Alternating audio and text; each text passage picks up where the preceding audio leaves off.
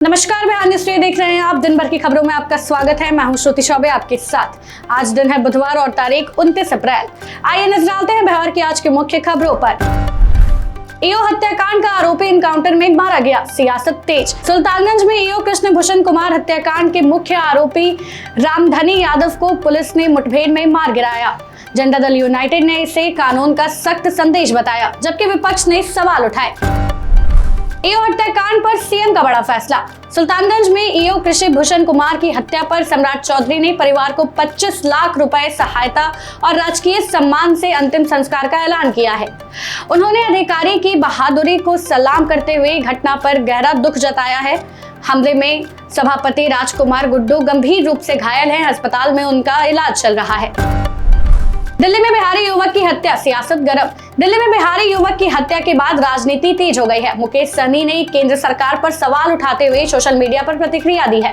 उन्होंने प्रधानमंत्री नरेंद्र मोदी से इस मामले पर जवाब मांगा है। घटना को लेकर विपक्ष ने भी सरकार को घेरा है। बर्थडे में गया था, आ रहा था वापस, पुलिस वाले ने रोक के वहाँ पर गोली मारा है।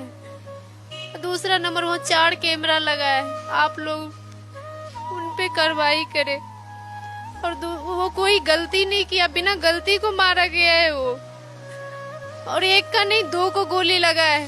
पांडव को तो जान से मार दिया है। दूसरा एक लड़का नीचे है, वो दीनदयाल में भर्ती है।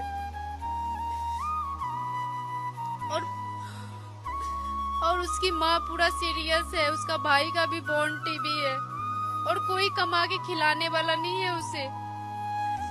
और जनता से रिक्वेस्ट है कि उन पुलिस वालों को सजा दिलाए। मांझी के बयान पर बवाल, तेजस्वी का हमला। दिल्ली में बिहारी युवक की हत्या पर केंद्रीय मंत्री जीतन राम मांझी के मार दिया बयान से विवाद बढ़ गया है। इस पर तेजस्वी यादव ने इसे घटिया बताते हुए माफी मांगने को कहा है और सरकार पर निशाना साधा है। तेजस्वी ने कहा है कि दिल्ली में बिहारी युवकों के साथ अन्याय हो रहा है और दोषियों पर सख्त कार्रवाई होनी चाहिए। पटना में विधायकों को आवास, बीजेपी प्रदेश अध्यक्ष को बंगला आवंटित। बिहार सरकार ने पटना में विभिन्न विधायकों के लिए आवास सुविधा शुरू कर दी है। इस क्रम में बीजेपी प्रदेश अध्यक्ष सम्राट चौधरी को बंदर बगीचा इलाके में बंगला आवंटित किया गया है। सरकारी स्तर पर विधायकों के रहने की व्यवस्था को लेकर यह बड़ा कदम माना जा रहा है। आवंटन के बाद राजनीतिक हलचल भी तेज हो गई है। पटना में 9 मई को लोक अदालत। पटना में 9 मई को राष्ट्रीय लोक अदालत लगेगी, जहां हजारों मामलों का निपटारा आपसी समझौते से होगा। इसमें छोटे आपराधिक, बैंक, बिजली और दुर्घटना जैसे मामलों को आसानी से सुलझाया जाएगा। लोक अदालत में कोई कोर्ट फीस नहीं लगेगी और फैसला अंतिम माना जाएगा। ट्रैफिक चालान पर हाईकोर्ट सख्त। पटना हाईकोर्ट ने बिहार में लंबित ट्रैफिक चालान मामलों को लेकर सरकार को फटकार लगाई है। राज्य में 2.67 लाख से ज्यादा ई चालान केस लंबित है, जिन्हें जल्द निपटाने के लिए वन टाइम सेटलमेंट योजना लाने का निर्देश दिया गया है। कोर्ट ने अगली सुनवाई से पहले इस योजना का नोटिफिकेशन जारी करने को कहा है। नल जल योजना में लापरवाही पर सख्ती, इंजीनियरों पर एक्शन। लोक स्वास्थ्य अभियंत्रण विभाग ने नल जल योजना में लापरवाही पर सख्त कार्रवाई के संकेत दिए हैं। फील्ड में निरीक्षण न करने वाले इंजीनियरों को नौकरी से हटाने और रिटायरमेंट देने की तैयारी है। समीक्षा में कई अधिकारी बिना क्षेत्र भ्रमण के पाए गए हैं, जिस पर विभाग ने नाराजगी जताई है। पटना हाईकोर्ट का बड़ा फैसला, लगभग 280 दरोगा नियुक्ति पर रोक। पटना हाईकोर्ट ने लगभग 280 अभ्यर्थियों की दरोगा नियुक्ति पर रोक लगाते हुए सिंगल बेंच का आदेश पलट दिया है। कोर्ट ने कहा है कि सुप्रीम कोर्ट के आदेश से नियुक्त 133 अभ्यर्थियों से इनकी तुलना नहीं की जा सकती है। यह मामला 2004 की पुरानी भर्ती प्रक्रिया से जुड़ा हुआ है, जो अब समाप्त हो चुका है। इस फैसले से दरोगा बनने का इंतजार कर रहे लगभग 280 अभ्यर्थियों को बड़ा झटका लगा है। बिहार में स्मार्ट ट्रैफिक सिस्टम की तैयारी। बिहार में सड़कों को सुरक्षित बनाने के लिए ITMS सिस्टम लागू करने की योजना है, जिसमें 500 से ज्यादा जगहों पर स्मार्ट कैमरे लगेंगे। आर्टिफिशियल इंटेलिजेंस की मदद से ट्रैफिक नियम तोड़ने वालों पर खुद ही ई चालान कट जाएगा। इस प्रोजेक्ट में 42 कंपनियों ने रुचि दिखाई है। इसे PPP मॉडल पर लागू किया जाएगा। पटना में युवक को गोली मारी, इलाके में दहशत। पटना के खगौल थाना क्षेत्र में देर रात एक युवक को गले में गोली मार दी गई, जिससे वह गंभीर रूप से घायल हो गया। घायल युवक इंद्रदेव प्रसाद का अस्पताल में इलाज चल रहा है और उसकी हालत नाजुक बताई जा रही है।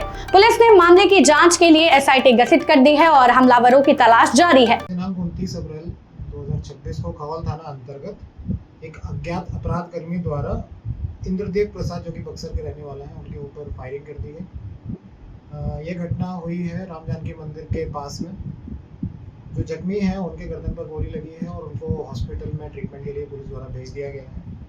प्रथम दृष्टया ये घटना का कारण इन दोनों के बीच में कोई आपसी विवाद है, पहले का कुछ पैसे का लेन देन है, उसके कारण ये घटना का अंजाम दिया गया है। पटना में बड़ी चोरी, 1.5 करोड़ के गहने और नकदी गायब। पटना के फुलवारी शरीफ इलाके के मित्र मंडल कॉलोनी में चोरों ने बड़ी वारदात को अंजाम दिया है। रात के समय घर में घुसकर चोर करीब 1.5 करोड़ के सोने हीरे के गहने और 8 लाख रुपए नकद लेकर फरार हो गए। परिवार छत पर सो रहा था। सुबह नीचे आने पर चोरी का पता चला और हड़कंप मच गया। पुलिस सीसीटीवी फुटेज खंगालकर चोरों की तलाश कर रही है। नवादा में होटल संचालक का अपहरण, 12 घंटे में पुलिस ने छुड़वाया। नवादा में रंगदारी के लिए होटल संचालक अखिलेश कुमार का अपहरण कर लिया गया और 80,000 रुपए की मांग की गई। बिहार पुलिस ने तेजी से कार्रवाई करते हुए 12 घंटे में पीड़ित को सुरक्षित बरामद कर लिया और एक आरोपी को गिरफ्तार किया। बाकी फरार आरोपियों की तलाश में लगातार छापेमारी जारी है। वैशाली में चौकीदार के बेटे की रीलबाजी, खाकी वर्दी पर सवाल। बिहार के वैशाली जिले के सदैव बुजुर्ग थाना क्षेत्र में एक वीडियो वायरल हुआ है। इसमें चौकीदार का बेटा खाकी वर्दी पहनकर भोजपुरी गाने पर रील बनाता दिख रहा है। वीडियो में थाना की गश्ती जीप भी नजर आने से विवाद बढ़ गया है। इस घटना से पुलिस सिस्टम की कार्यशैली पर सवाल खड़े हो गए हैं। बिहार में मौसम बदला, बारिश का अलर्ट। बिहार में पूर्वा हवा और बादलों से गर्मी से राहत मिली है। अगले 2 दिनों में पटना समेत 18 जिलों में आंधी, बारिश और बिजली गिरने का अलर्ट जारी हुआ है। तापमान में 1 से 3 डिग्री की गिरावट की संभावना है, जिससे मौसम और सुहाना रहेगा। फिलहाल के लिए बस इतना ही। बाकी की अपडेट्स के लिए बने रहे बिहार न्यूज टुडे के साथ। तब तक के लिए धन्यवाद।